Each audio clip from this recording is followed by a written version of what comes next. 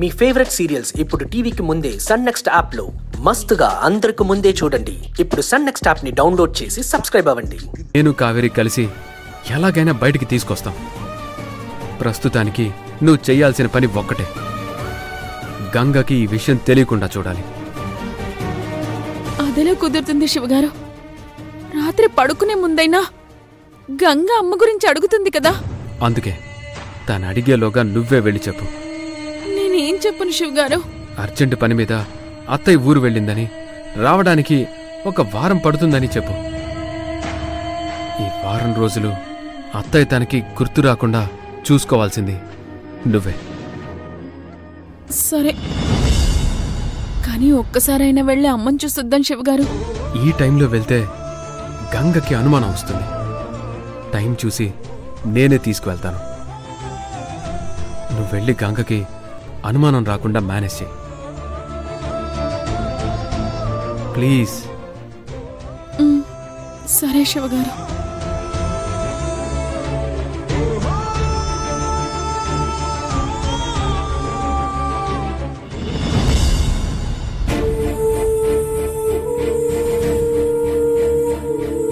ఎక్కువ స్ట్రెస్ అవ్వకండి సార్, ఇచ్చిన మందులు టైంకి వాడండి. అలాగే.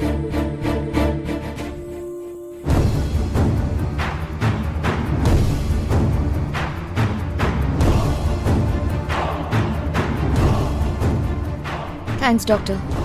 మరి నా fees?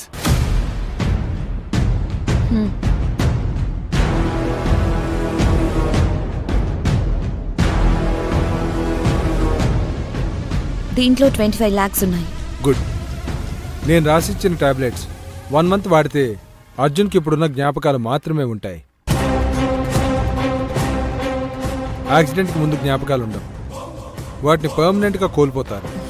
Thank you doctor. Thanks కాదు, 1 month లోగా మిగిలిన 75 lakhs ఇవ్వాలి. షూర్, తప్పకుండా ఇస్తాను.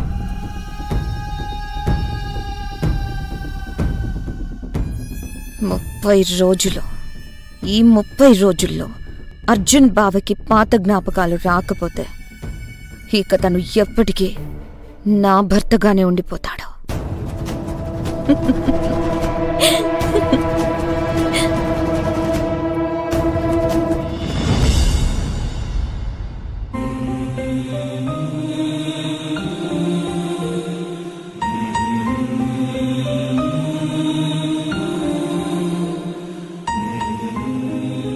అత్తయ్య, కాకమ్మ, రండి భోజనం చేద్దాం.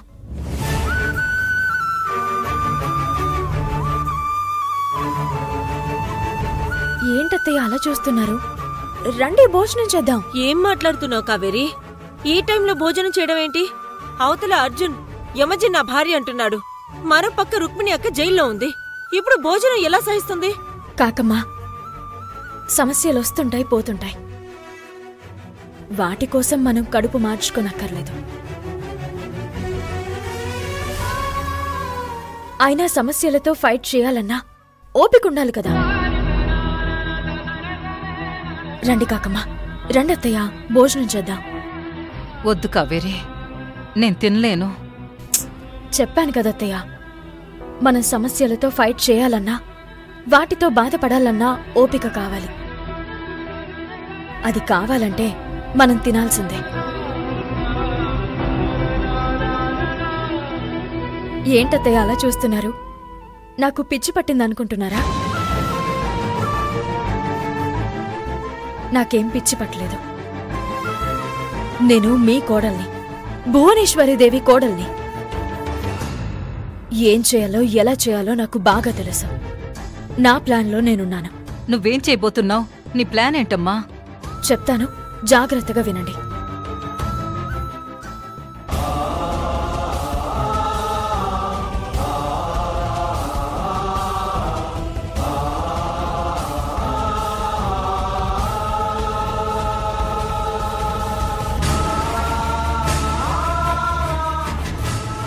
ఇదే అత్తయ్య మన ప్లాన్. కావేరి, ఇలా చేస్తే మనం పీకల్లోతు కష్టాల్లో మునిగిపోతాం. అవును కావేరి, ఇది కరెక్ట్ కాదు. ఆ యమజ కూడా అలాగే అనుకోవాలి. అలా అనుకుంటే నా ప్లాన్ సక్సెస్ అవుతుంది. ముల్లుని ముల్లుతోనే తీయాలి. యమజ ఆడిన నాటకాన్ని మన నాటకంతోనే బద్దలు కొట్టాలి.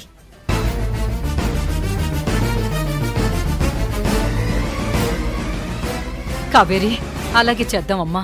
నువ్వన్నట్టే చేద్దాం. ఇప్పుడు వెళ్ళి భోంచేద్దాం పదండి. దా రా నీ. పద.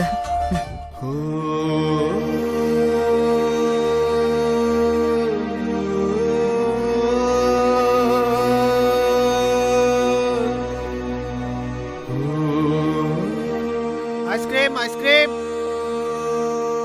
Ice cream ice cream.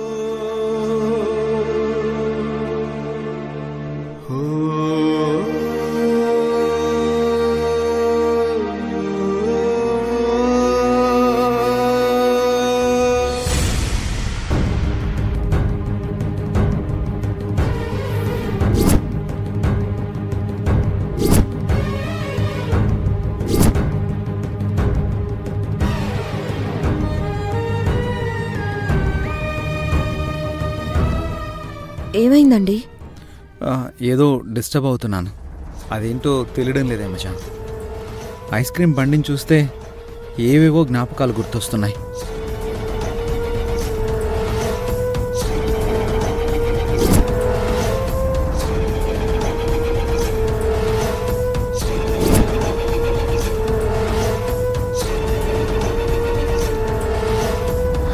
ఓ అదా, ఒకప్పుడు నాకు ఐస్ క్రీమ్ అంటే చాలా ఇష్టం. మీరే ఐస్ క్రీమ్ తెచ్చి తినిపించేవారు. నిజంగా నీకు ఐస్ క్రీమ్ అంటే ఇష్టమా? నేను నీకు తెచ్చిచ్చేవాడినా? నేనంటే మీకు ప్రాణం కదండి. ఏం అడిగినా వెంటనే తెచ్చిచ్చేవారు. సరే, ముందు ఈ టాబ్లెట్ వేసుకోండి, తీసుకోండి.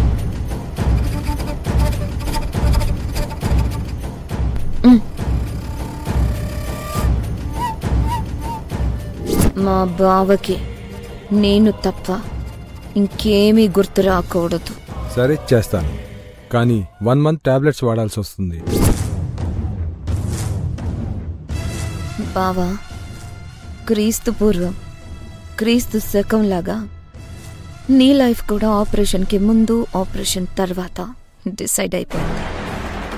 నేను ఆపరేషన్ ముందు గుర్తులన్నీ చెరిపేసి నీ లైఫ్లో నేను తప్ప ఇంకెవ్వరూ లేకుండా చేస్తాను.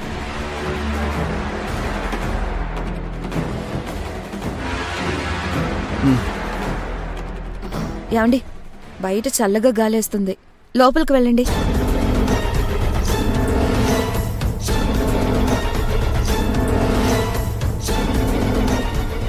బావా, ఇక ఓన్లీ 29 days మాత్రమే మిగిలిన్నాయి. నీ జ్ఞాపకాల్లో నుంచే కాదు, మన కథలో నుంచి కూడా కావేరి పూర్తిగా రైజ్ అయిపోతుంది.